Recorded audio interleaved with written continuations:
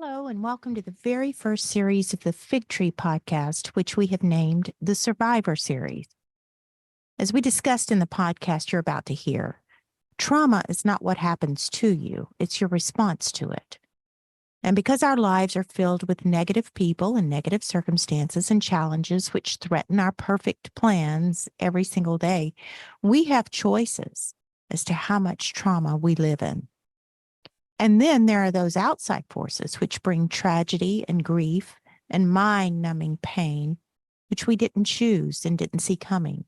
And we're once again faced with a choice of becoming defined by that, or by choosing to walk through it and forge ahead and not just survive, but actually thrive again. Before we actually dive into the series itself with some fantastic interviews with some amazing people, I sat down with my daughter, Kendra, and a friend of ours, Randa, who is a licensed counselor, for us to talk about some coping mechanisms and ways to approach the survival process when trauma occurs. And as we allowed the conversation to flow, Jesus joined our Zoom session, and wow, what a moment. Before we dive into that conversation, though, I want you to know a little bit about the two who joined me. Kendra is my amazing daughter who is strong and courageous and has way more insight than I did at her age. She's thriving in her endeavors right now, and she brings joy and passion and life to everything she does. I would love to have her on every single podcast with me, but she does have a life, so I just have to grab her when I can. And then there is the amazing Randa Chance. Let me tell you just a little bit about her qualifications. Randa has a master's degree in clinical mental health counseling and certificate of graduate studies in couples, families, and marriage counseling from Regent University. She is the owner of Kainos Counseling, a private counseling practice, and is licensed in Texas as an LPC associate and LMFT associate. She is a board-certified teletherapy provider and Gottman Level 1 provider for couples counseling. She works with individuals, couples, and families with a focus on trauma, anxiety, depression, spirituality, and relational issues, and is heavily involved in her community. Randa is a workshop presenter on topics such as emotional health, work/life/ministry balance, and marriage enrichment. That's a mouthful right there. She's a frequent speaker at community events, churches, and conferences. She has a passion for coming alongside people to provide a safe place for healing, empowerment, and developing new skills for living an abundant life. She believes healthy families result in stronger churches, and stronger churches are empowered to bring greater change to their communities and to the world.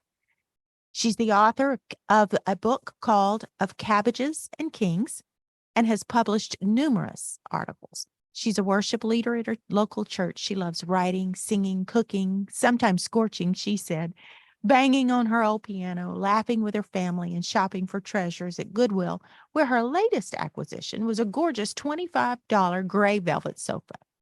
She lives in San Antonio, Texas, with her husband and children, one rescue dog, Colonel, and one recently acquired stray kitten named Pearl. So without any further delay, let's dive into what became not only an extremely informative podcast, but an amazingly powerful time together.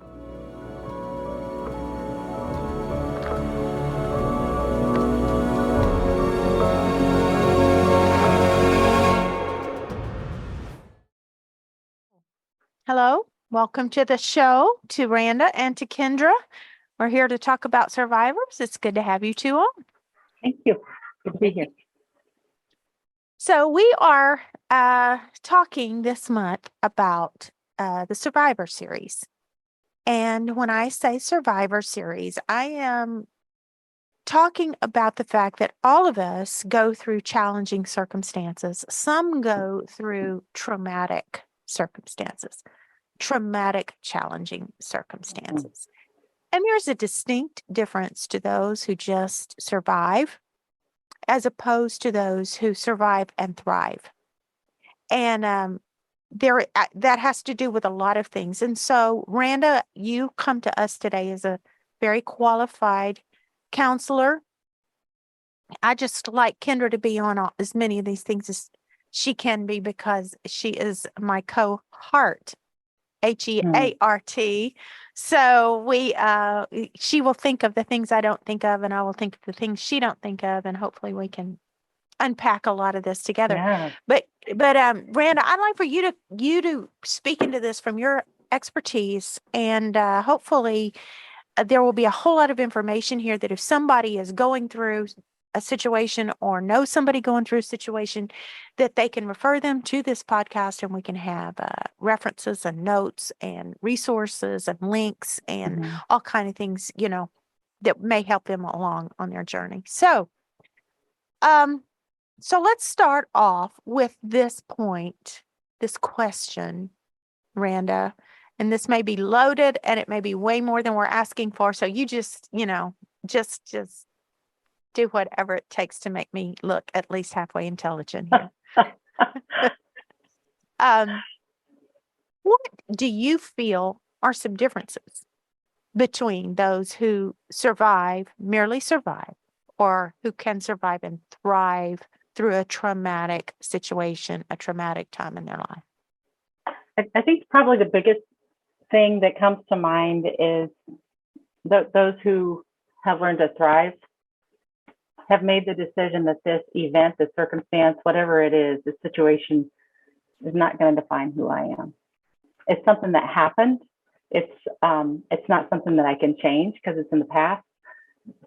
It is part of my foundation. It happened, but it's not something that I'm not going to look through that filter of being victimized for my whole life. I've allowed myself to, and I guess I could say that honestly too, but to actually experience those emotions and to go through the healing process and let myself be vulnerable and be human, not trying to hide, just finding the help that's needed. I totally agree. And that sounds so simple. That sounds really simple. It's like, get up in the morning, look at your Post-it note on the mirror that says, I will not let this define me, and go out and change the world. But you know what? That's really hard to do. It is. It's very really hard. Yeah. And I have found, I have never experienced a traumatic situation nearly about to the level of so many people that I even know personally have experienced a traumatic situation. But I have found that even in my small, low level of trauma, sometimes I've gotten up and I've said, I will not let this define me. And that lasted great until about noon. And by 1:00, you know what? It was defining me. And I went home and crawled in the bed and pulled the covers over my head. Yeah. So how do we make it more than mind over matter? Yeah. That's a really good question. So can I step back to what we were talking about, like with my answer before? I had to personally, just in my life, make that decision. And it wasn't one of those, academic, this happened in a vacuum and I'm going to move forward from here and it's all going to be uphill and very linear and just, it was coming to that realization one day, if you are ever going to get past this, if you're ever going to allow yourself to be more than this, you can't allow this. It was more of a realization after years. It wasn't one of those pretty little sequences that happened and that I Instagrammed about. Yeah. I think it was walking down a hall at a church conference and realizing this is not what I want anymore in terms of what I'd experienced and how I was choosing to go forward. And that was a real stark thing and a realization that you got to do some work, homie. So I have a question. There are a lot of people that use the word trauma flippantly. What would be a good working definition for the sake of this conversation and in your experience? What would be a good working definition or an example of a traumatic event. Mhm. Sometimes people dumb down or they should themselves or shame themselves out of, oh, well, someone has it so much worse. What is a working definition of trauma? What does that look like for us? So trauma is not the situation. It's the response that you have to a really awful situation, something terrible that's happened. And that doesn't have to be something physical, although that happens too. We have natural disasters and we have wars and we've got physical and sexual abuse and all that stuff. But there's also emotional responses to church hurt, to relationships. There's all those things, and it causes a long-term reaction. That's where the difference lies. Okay, so there's shock and there's denial, and you might have flashbacks, and you get overcome, emotionally overwhelmed, where you're basically stuck. It's kind of like being stuck in quicksand. You want so bad to get out of it, and you fight harder and harder, and you're just stuck because you don't really know what to do. And they say to lie back and be still, and it's interesting that's part of the recovery is learning to be still. But I mean, even physical responses, you can have nausea and headaches and all that kind of stuff. It's a really huge emotional response and a sensory experience. So if somebody asks you, about whatever that situation is, if you can think about something that's been really hard for you, you may find yourself going to, I felt like I was punched in the gut. It's an emotional thing. Those things, and your body remembers, it stores up those feelings and those memories. So when you get triggered and that stuff comes back, you find yourself reverting to those feelings that happened on that day. I remember, it's probably been about 20 years ago, I was downtown in San Antonio, and I saw someone end their life in front of me. Oh, wow. And that was one of the most shocking. And I mean, we've all dealt with stuff, right? But when it's unexpected and shocking and just unbelievable, it shakes your foundation. And the reactions that come. Am I going crazy? And why am I so snappy? And why am I getting mad at somebody and just lashing out for some reason? And I don't even understand what's going on. Those are things to really watch out for. Keep an eye out. That's a good indicator. Wow. Does that answer your question, Kendra? Yes. Everybody, I like your definition of trauma. I did not know that definition. That's very good. That's very informative. When 30 years ago, November the 11th of 22 will be 30 years ago. I lost my father to cancer. And wow, look at this, 30 years later. Here we go. Yeah. Sometimes that very rarely happens anymore when I talk about him, but there it is right there today. And I'm thankful for this. I'm thankful for this reaction, because for probably 15 years, I would not allow that. I pushed it down. Kendra was 2 when he passed away. He never knew my boy. And so for probably 15 years, I would not allow myself to feel it. I would not allow myself to go there. My response to that trauma was to deny that it ever happened. And so the way it manifested in me was through my body. And I started then having migraines. I started having all kind of things, and my bodily systems broke down.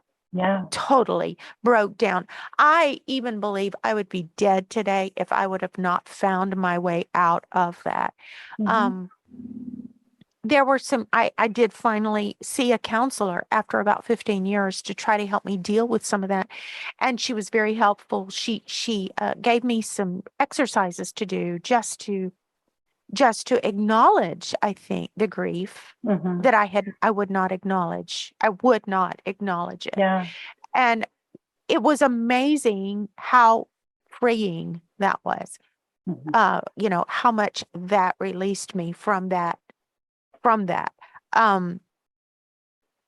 So like for somebody maybe in that, let's just kind of dwell on that for just a second, because now I think we've heard so much about don't tap down your grief, release it, let it go. The internet has come along now, and there's so much information on there. So now people are they regurgitate everything all the time, everywhere. So there's not that much probably of ignorance as it was 30 years ago when I was going through my time. But for those who may not have approached that, what are some things that you recommend, some blatant out there in your face things that we should all know, but maybe we don't know about what to do whenever you're faced with sudden grief, sudden trauma, something like that? So this is just a little kind of analogy with unresolved stuff. And this can apply to grief. It can apply to anxiety. I mean, both of those are, related to trauma. But have you ever gotten into a pool and tried to use one of those beach balls, just the cheapy little round beach balls, as your floaty? Yes. And so you get that beach ball and you get on top of it and you push it under the water, right? And you hold it under there for how long? Not how long long. is it? Why can't it stay under? 3 minutes? 3 seconds. Oh, no. Yeah. About 3 seconds. Why is that? It wasn't meant to stay under there. And it's going to come up, and it's going to come up whenever it decides to, and you cannot control it. It doesn't matter where you are or who's around you. It's going to bloop, and it knocks you flying, and you splash everybody around you. You look like a beached whale and kind of made a fool of yourself. And that's how it happens with unresolved grief, with those issues that we just like stuff down. It's going to happen in the middle of the grocery store. I remember after my grandmother passed away, and it's been almost 10 years. And I found myself in the middle of the soda aisle because she loved Coke, and I would sneak it to her because my grandfather was, he didn't allow her to have soda. And so I'd sneak it in my purse. And I walked onto the soda aisle and I was like, I'm going to grab my Manny a can of Coke. And this was five years after she passed away, and I mean, just the fountain erupted, and I stood there sobbing in the grocery store. And so things like that, those are really good indicators that there's still some things to work through. So that being said, as far as ways to kind of deal with that, it's really good to identify who your support system is, whether that's your friend, a group of friends, your close family, whoever that is, to make sure that, you have that. Lean in and let yourself be supported, even if you're the one who's used to being the one being the support. That's the hard part. The ones who are used to being the giver, and the that foundation, when you have to step aside, boy, it kind of knocks things sideways a little bit. It's uncomfortable, and doing the work is uncomfortable. So, how would you feel though if somebody else in that close tribe were dealing with what you were? Would you feel imposed upon? And that's kind of the way to look at it. If I would do this for them, I know that there's that reciprocation. And so to allow yourself to feel honored that there's people there who want to be your people you can lean on. Really prioritize the self-care during this time. And so right there, and let me just step back in terms of dealing with the emotions and finding that support system. That also includes, one of your spiritual leaders, maybe a pastor, or maybe a therapist. If it's to the point where you're not functioning and it's affecting your everyday life, find somebody. Okay. So the self-care, the times that you really don't want to do things. I just cannot get out of bed. I can't eat a bite. My stomach, when you get so hungry that you're nauseated, and when you finally go to eat, I can't do it. That's the time to take a bite. That's the time to roll your feet over the side of the bed and just sit up. Take one step. Do the little things that you don't want to do. That's the most important time. Even to the point of like a little hygiene routine. If you've got to write it down, brush your teeth, fix your hair, shower. Those little things that are on there. Stay as healthy as you can. Go for a little walk, getting outside and getting in the sunlight and getting your vitamin D, all that stuff. These are really basic things whenever we're living an everyday, normal, healthy life. And even then, sometimes we don't do them. But when you are going through a time of extreme trauma and stress, that's the most important time to stay active and not succumb to that just overwhelming feeling of just heaviness when you feel like you're trying to walk through mud. So, and you mentioned something earlier, I have my little traumas. You said something to that effect. And that's something that I just want to kind of gently maybe confront. Go right ahead. Because what happens to you is just as significant as what has happened to somebody else. You may be able to handle things so easily without even thinking about it, which for somebody else, it may be just this crushing inability to even think about it. It depends on what you're used to. It depends on your life, the context in which you live, your experiences. Dr. Bethel Vanderkolk talks about, if you're a race car driver and you get into an accident and you flip your car and roll over, maybe you hit an oil tank or whatever that is, you're used to driving race cars. That's nothing. That's part of the job. And so that kind of event is like, no big deal. You get out, you brush yourself off, they spray you down, and you go on. For somebody who's not ever been in an accident and they roll their car, that's mind blowing. It's life altering. And so it's really important to understand what I'm going through right now. I have to make sure that I allow it to have the significance that it really needs, because you need to be able to face those emotions and not feel guilt about it, not feel almost that minimization. It just needs to go. It's important for you to be able to name those emotions and actually sit with them and talk through them with people. Does that make sense? It makes sense. A lot of sense. So good. And so my mind is going right now. I mean, I know a lot of people probably are listening to the podcast, and some of them may be Christians, some of them may not be Christians, some of them may be women, some of them may be men. So this applies to everybody. But because we three are in ministry, my mind right now is going to women in ministry, because I think that women in ministry are extremely vulnerable to hurts and to traumas, because we, the only part of the Bible I think that even halfway resounds in our ears when we're hurt is turn the other cheek. Ignore it, turn the other cheek. Yeah. And so, yes, that is in the Sermon on the Mount. That is part of the Kingdom Manifesto. Yes, those are the words of Jesus. I understand that. And I am not negating that in the least. But after you have turned the other cheek and the person has slapped you again, or you have experienced trauma on the other side again, what do you do when you retreat and you feel, and I know we travel all the time. We do pastoral intensives. We do pastoral leadership all of the time. One of the most common questions, situations, whatever, that people talk to us about is church hurt, especially the women. Women internalize it. I know men probably do too, but women for sure internalize it. Is church hurt, and they always dismiss it. Just like what you referred to, they always dismiss it.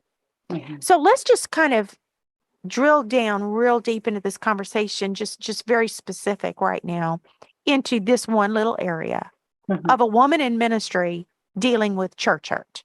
Okay.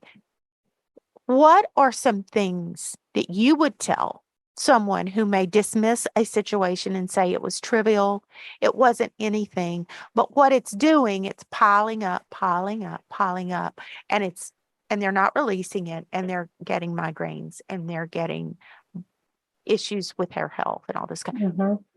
Give us some steps on that to take. So the the first thing I would say is that it's critical. This really is life and death. This isn't just, you need to get outside and you need to get your walk in for 30 minutes every day, honey. It's no, you've got to work on this, because this can land you in the hospital with heart disease, and your cortisol levels are going to rise. You can gain weight, and you're going to get high blood pressure, all of those things. Just like you said, with the physical symptoms start to manifest. That's just a basic level. That's physical. That's number one. If you want to get through this, you need to be alive to get through it. And okay, maybe it's something that happened in your early 30s. Well, honey, when you're about 42 or 43, guess what's going to start appearing on your doctor's there we chart? are. Yeah. I'm living proof of, I was 33 when my dad died, and probably 43 or 44 whenever my health just bottomed out. So, yep. Yeah. I'm sorry. Keep going. No, thank you. I'm glad that you were able to validate that. But it's so true. And same here. And so it's a journey. And if you can catch it, if you can head it off at the pass and understand this is something I got to deal with. It's just like when you find out that you have a disease, we're going to treat this. We've got to get some help for this. Whatever that is going to help me to be healthy. I got to do it. And even if it doesn't feel good, even if I'm experiencing the discomfort for a few days after, a few months after, any kind of change is painful. So it's going to take work. But the important thing here, especially with church hurt, is to sit and do your best. Yes, if you don't have that circle, if you don't have that support system, that's so huge. And yes, Jesus is included in that circle, but he also created others to be in community with you. Right. You cannot do it alone. And I cannot stress the difference that it has made in my life, having that support. And not even really remembering what life was like before. It's so huge to have a support system where you don't have to leave it at surface level. And yes, the Lord is good. We're having a few issues. Just pray for us. I don't know why I keep slipping into this Southern Belle accent, but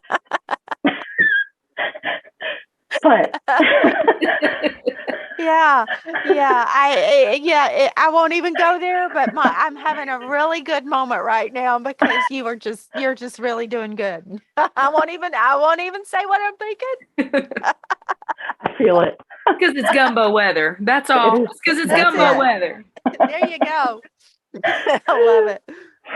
But to have those people that you can call or meet for coffee or whatever it is that you got to do to connect and not just text, but actually hear each other's voices and say, here's what's happening. Here's maybe where I messed up to cause this, or here is what has happened to me or to my family. And it's killing me. And I am angry and I am confused. And I don't even know right now. I just don't even feel like God cares. Being able to articulate those emotions that are going on is so important, and naming those things, because if you can really delineate that emotion that's happening, it's going to help you drill down to the root of what's going on there. Does that make sense? Mm-hmm. Yeah, so much. Randa, so I want to. I'm sorry. No, go ahead. I won't forget. Okay. I have a question. Mm-hmm. I'm thinking right now of, there's probably several different types of people listening to this podcast, but I'm thinking of two. The first group of people I'm thinking about have been listening so far, and they're thinking, oh, I do think that I have some trauma. I don't know if I've ever had some trauma. And if you have made it thus far and you haven't turned this off and, used a coping strategy by now, thank you. Thank you for continuing to listen. If it were me and I would be listening to this, discovering that I had some trauma, I would have probably turned it off and went for a run for a long time. So thank you for continuing to listen. But there's another group that I'm thinking of that is listening to this and they're thinking, okay, so and so, my friend, my mom, my sister, my family member, they're going through this, my child, they're going through this, and they're identifying, some of these listeners are identifying traumatic situations in other people's lives. Can you give us, just right off the top of your head, maybe 1 to 3 or just one example of how to be a safe person to hold trauma with someone? Mm-hmm. Yeah, Well, that's so and so good. before you Go ahead. answer that, I will say my question that I was going to say right there was, how do we respond to people who may have come to us and said, this is what's going on. I'm angry. I'm hurt. How do we respond to that? So that it piggybacks on that question. So I want to Mhm. make sure that you can just kind of address all of Yeah. that. Yeah. So just before I jump into like the one-on-one thing, if you, and this is really great for churches, there's some free training for helping it's psychological first aid. And then there's also skills for psychological recovery. You can get those at samhsa.gov, SAHMSA.gov, and I'll send you the links to these and stuff. But it's free. Each one is like a 5-hour training just to kind of get you through disasters and really hard stuff, and equip people who are trying to survive with some skills. Okay. And so that really helps, to promote further healing. So that's something that, if you're in leadership and you want to get something for your church, or, people that are in the community, Great. it's a great thing to provide. So, Great.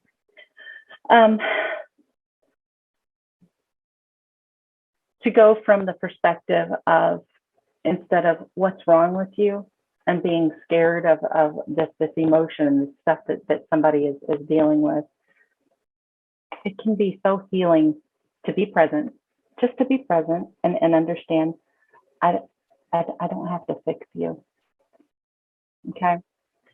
But to ask the question, what happened? What happened? Don't be judgmental. Okay.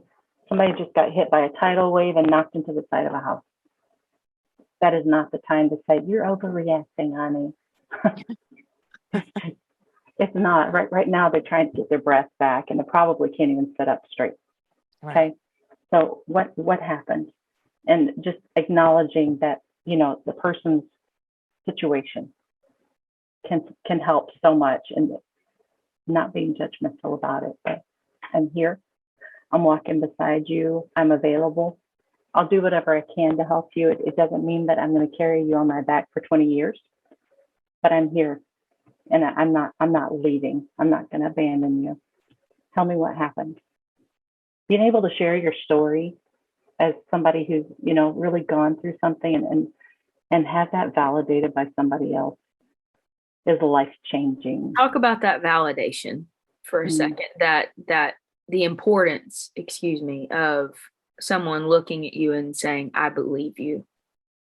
You're not crazy. I believe you. Yeah. I've seen people's faces when that's happened, and there's a visible, expressions alter and shoulders straighten up. Just being able to know and understand, this really is real.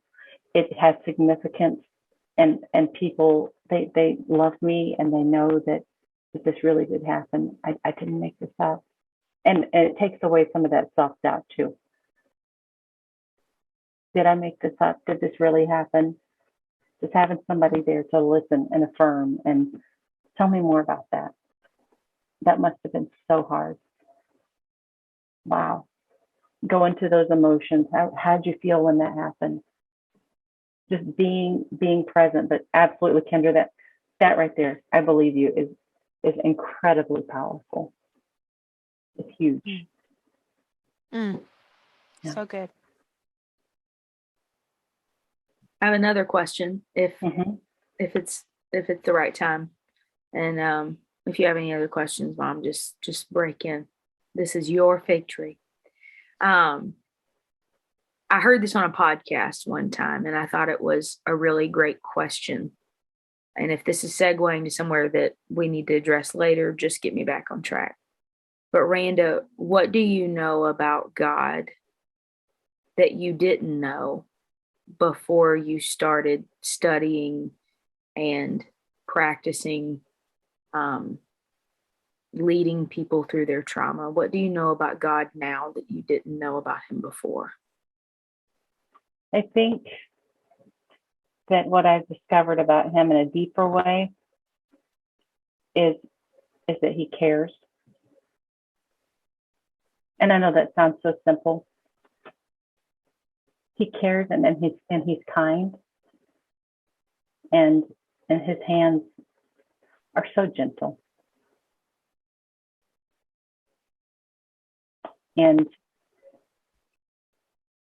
having it's an incredible, I can't describe the privilege that it is to get to walk beside somebody who's, dealt with unspeakable things, and knowing that I get to be his hands and feet.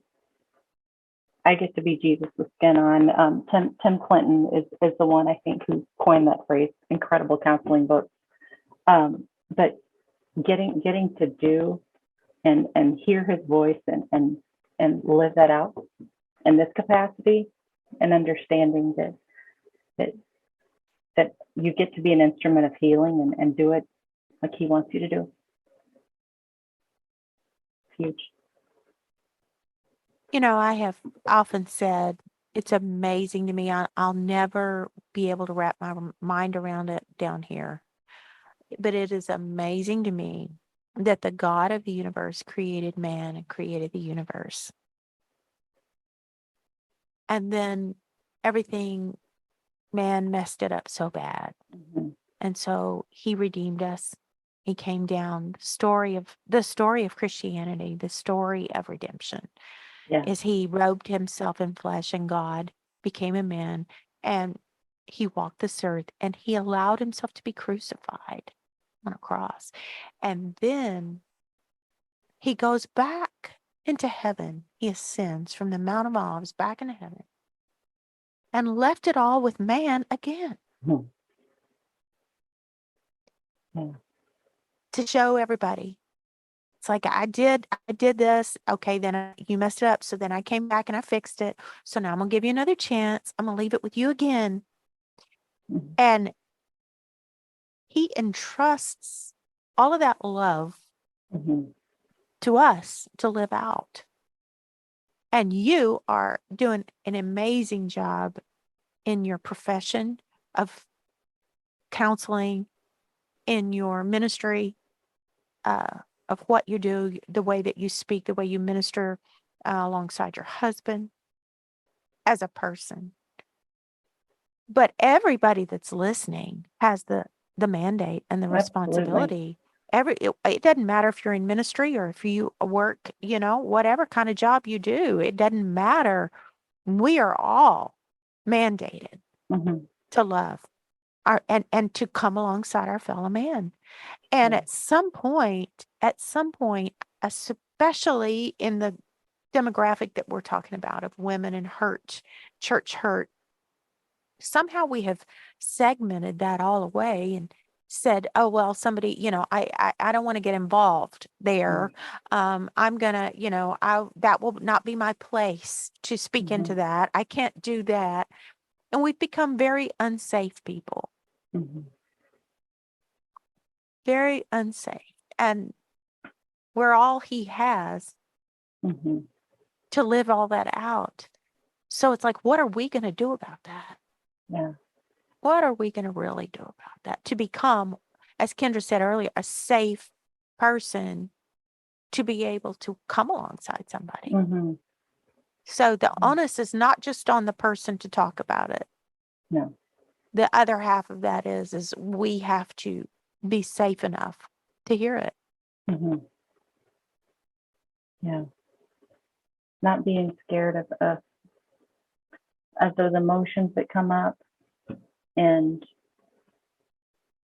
making sure that other person understands what you say here isn't going anywhere. Mm-hmm. I love my husband, and he's a therapist too, but guess what? He doesn't hear stuff. It doesn't go to him. And for people to understand what you're saying is, it's going into the vault. It's Right. safe here, and it's not going anywhere else. I'm not looking at you any differently for what you've told me. Mhm. And I'm not intimidated by those crazy wild emotions that are just going all over the place like a wild firecracker. It's okay. Yeah. You can just rest here, and it's all right. It's huge. And Yeah. not just from the other side of that too, experiencing that on a personal level is probably one of the greatest feelings of okay, there's hope. I can get through this. I really do think I can wake up tomorrow and maybe take another step where before I didn't see hope. It's huge. Hope And is massive. huge. That's that's probably one of the biggest things. Mm-hmm. Yeah. Mm-hmm. I have been in a place before with no hope. Mm-hmm. I know what it's like to feel no hope. And Yeah. that, I think, is, I don't know, the worst feeling. Does that constitute as traumatic? True question. Good question. I think it's a response to trauma. Mhm. A huge one. Which, didn't you say that was the definition of trauma, was your response? Mm-hmm. So, Yeah. so I would say yes. Then I think we've worked our way around to the yes answer, right? Mm-hmm. Yeah. Wow. I just have to believe, I just know without a shadow of a doubt, there are people listening right now who have no hope. And probably a good majority of those, no one knows it because they have a great smile to mask it. Mm-hmm. And they have a warm hug for people, and they have a nice, firm handshake, but their eyes are hollow, Mm-hmm. and they're listening right now. Yeah. They're listening right now. So talk to them a minute.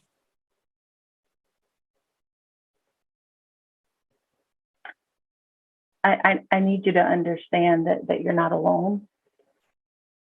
You're not invisible. You're seen. And today may feel like the worst one, right? It may feel like it's never going to get any better. And all you can see in front of you is just dark. You don't know where that next step's going to come from or who's going to be there to catch you if you take the wrong step. And I also need to assure you that there are others who see you. And I want to talk to those as well to really just gently remind you if you feel the nudge, if you catch that little micro expression that maybe somebody else didn't, where the smile slipped away and you saw the crack beneath, reach out. You might be the only one. And really, truly, we hear it all the time. You may be that person that, saves a life, but it's so true. There's a reason why it's said. Even looking past all of the perfectly done hair, I mean, especially for women in ministry who for some reason feel this crazy, insane pressure to just be perfect and Mm-hmm. have every wrinkle ironed and everything in place. Well, I know there's so much more than that. And there's hope for you too. There's help. There are people available, even if it has been years of holding it in and thinking, I just don't know if I can do that because I might never stop crying. It might never stop ever. I can assure you it will. Mm-hmm. And that if you're feeling that tug, to listen and make the call to reach out to somebody. And if you don't know who to call, I've got a nice little list of people you can call too. But It's so important. Don't do this. Can you imagine? Can you just think about all the things that you're missing out on because of everything that's piled on right now? If you were able to just work through that and focus on living that abundant life that Jesus came to give us, can you imagine? What are your kids missing out on? What's your spouse missing out on? And you know, being able to be the person that God created you to be and living fully in his purpose. It's huge. And you do have that. This is a funny little, I don't know, illustration, but Jesus, you know, he said, I came that you might have life and that you might have it more abundantly. He doesn't just want us treading water with our nose right above the surface, just trying to furiously dog paddle so we can stay alive. He doesn't want that. We need to be up on the jet ski. Yeah. It's having fun and enjoying life and actually experiencing joy. I mean, really, how long has it been? Yeah. Has it ever been there? That's what I would say. Oh, so good.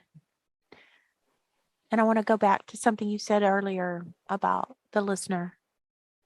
And I just want to underscore that one more time. If you're the listener, please don't feel like you have to have an answer. Mm-mm. The greatest thing a listener can do is listen. Yeah. And say, I love you. I hear you. I understand. That's what she said at the beginning. Please, if you're listening, as a listener, don't feel like you have to have advice Mm-mm. or an answer or anything. Just yourself. Your presence is really all that's necessary. Your presence and your confidentiality, if that's what's required. Mm. There are 1,000 ways we could go with this. And we've already been going 45 minutes. So we'll probably have a part 2 and 3 and probably 4 or 5 on down the line. We'll end it for now. Everything she referenced we'll have in the show notes. But for now, Randa, if there is a way that are you available for people to contact you? If you're not, that's absolutely fine too. You can contact us always at info@kqministries.net. That's not a private email. We will try to direct whatever you have, question or request, to an appropriate party. But do you have any contact info? Is there a way? I know you're a licensed counselor.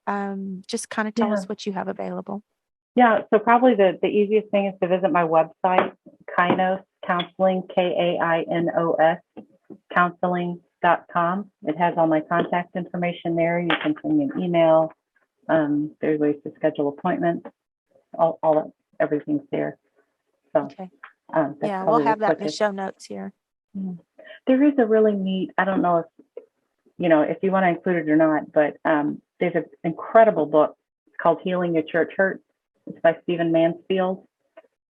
Incredibly good book. He's hilarious and funny, and then he just, goes right into the heart of things, and just some really great practical things for working through church hurt. And the great thing about this one is it's not simply for like a member of the congregation, but it's for people who have been in ministry and got eviscerated. So it's a really, really good book. Great. So great. Yeah, I will order that. I will do that myself. So I hope a lot of other people will too. Yeah. I'll put that here. Any final words from Kendra, you or Randa? Any final words before we go? I loved everything that I've heard. My only complaint is that I didn't hear enough. So I think that it would behoove all of us to the word. This. What a great word, right? Ooh. I just feel it's like it's the double vow, really. Yeah. Ooh, it's October. Ooh. I just think it would behoove us if we did this maybe again 2, 3, 4-ish more times Hmm. to make this into a series. There's a ton of questions that I want to ask about Mhm. anxiety and triggers and what those buzzwords sound like, but what they actually mean, all kinds of things like that. So I'll Yeah. save those questions for another time. And I'm just thankful that you guys let me be a part. Mhm. Well, thank you. Thank you, Randa.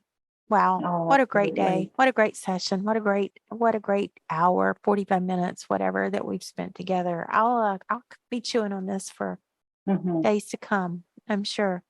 But I also want to thank you for not only your clinical expertise and your knowledge, your intellectual knowledge, but your sensitivity and your just innate love that you have for people. And you're not without your share of pain, but you show us all how to not ignore that, but to work through that and allow it to be Hmm. a platform for who you are and who you become every day. So thank you. Thank you. Such Thank an you. It's honor been a great, today. it's been a privilege. We'll do it again.